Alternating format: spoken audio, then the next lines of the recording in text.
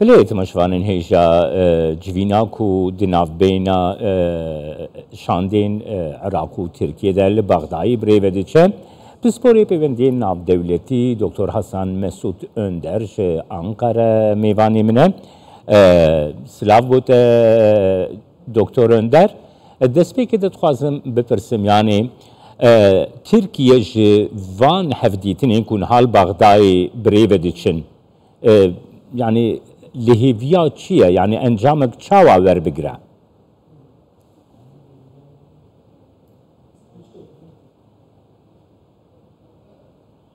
Evet, yani bu em serdan û kobûneweya bi şêwekî giştî xwetan dizanin pêştirîş li Ankara birêve çûbû li mancî kanûnî yekem kobûneweka hawşew yektir bûn. Lêre de lojîkî seretayî û seretçî ew ye kewa legal hikûmetî merkezî Iraq û Herêmê Kurdistan Tirkiye bitwanêt rêxrawekî terorîstî ڕوبەڕووی ڕێکخراوێکی تیرۆریستی بێتەوە کە چەند ساڵە ڕوبەڕووی دەبێتەوە بۆیە استراتیژیەکی تایبەت لەم بارەیەوەدا دەڕێژێت. لەم چوارچێوەیەشدا وەزیری بەرگری وەزیری دەرەوە و هاوکات سەرۆکی دەستگای هەواڵگری کە ئێستا لە کۆبوونەوەکەدانە و لە تورکیا لە بەغدا سەردانی لەگەڵ وەزیری دەرەوەی عێراق کۆبوونەتەوە ئاماژەیەکە بۆ ئەوەی کە پەکەکەش بە هەمان شێوە هەرەشە بۆ حکوومەتی ناوەندی و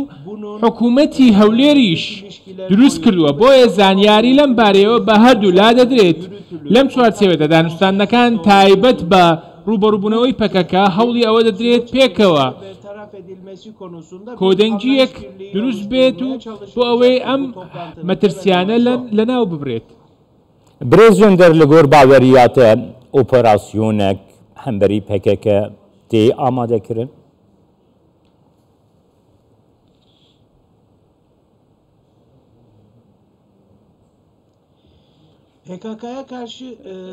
ئۆپەراسیۆنێکی سەربازی ئەگەر بە شێوەیەکی گشتگیر بێت و بێگومان ئێستا یەکێکە لە بژاردەکانی سەرمێزی تورکیا بۆیە ئێستا بە هەمەهەنگی لەگەڵ سوپای عێراق یان بە شێوەیەک لە شێوەکان ئەگەر هەرێمی کوردستانیش بەشداری بکات ئەگەر بێت باس لەوە بکرێتکەوە ئۆپەراسیۆنی سەربازی بکرێت لەم چوارچێوەیەدا بێگومان ئەمەش بژاردەیەکە و یەکێکە لە بژاردەکان ئێستا خۆتان دەزانن لە سیاسەتی ئەمنی چەندین بژاردەی جیاواز لەبەردەستان دەبێت ئەمە مۆدێلێکە کەوا پێویستە بژاردەی جیاوازتان لەدەست بێت بۆیە بژاردەی سەربازیش یەکێکە لەو بژاردانە لێرەدا گرنگیەکە ئەوەیە کە ئاخۆ هەموو لایەنەکان هادوونەتە سەر خێڵ و کۆدەنجیەک دروست بووە یاخود نا بۆیە ئەگەر جگەلەوەی لە ئۆپەراسیۆنێکی فراوانیش بکرێت لەوانەیە ئۆپەراسیۆنەکان بە ئۆپەراسیۆنی تایبەت بکرێت لە دژی سەرکردایەتی پەکەکە یاخود سەرکردایەتی هەموو ئەو ڕێکخراوانەیەکەوە تورکیا ڕوبەڕووی دەبنەوە بۆیە کەسانێک هەیە سەرپەرشتی زیاتر لە 150 کەس دەکات بۆیە دەکرێت ئۆپەراسیۆنەکان بۆ بە ئاراستەگرتنی کەسانێک زیاتر بکرێت ئەمە یەکێکە لە بژاردەکان. برێژن دەرنوها تورکیە مژارە پەکەکە دخوازە وەری سەرمێزی ji alî xwe bi Iraq jî dixwaze mijara avê mijara şandina petrola Herêma Kurdistanê navbêhna herdû welatan de jî bêgot û bêşkirin gora baweriyata encamek erênî ji van mijaran derdikeve di civîna li Bexdayê de.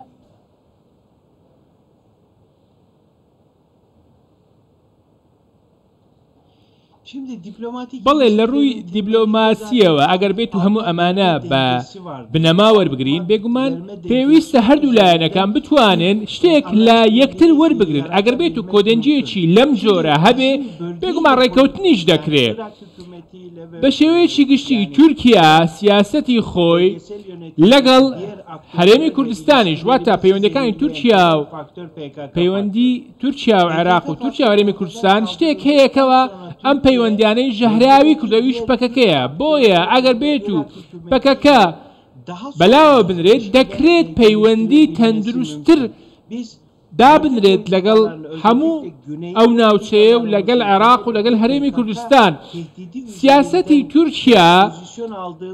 سیاسەتی تورکیا داڕێژراوە لەسەر بوونی پەکەکە بۆیە زۆر جار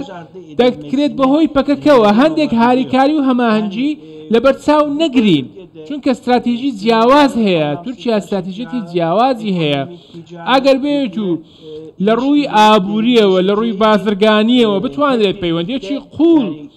دروست بکرێت ئەمە شتێکی باش دەبێت و دەتوانین سیستەمێکی لەم جۆرە دروست بکەین بۆیە لە کۆبوونەوەکەی مانجی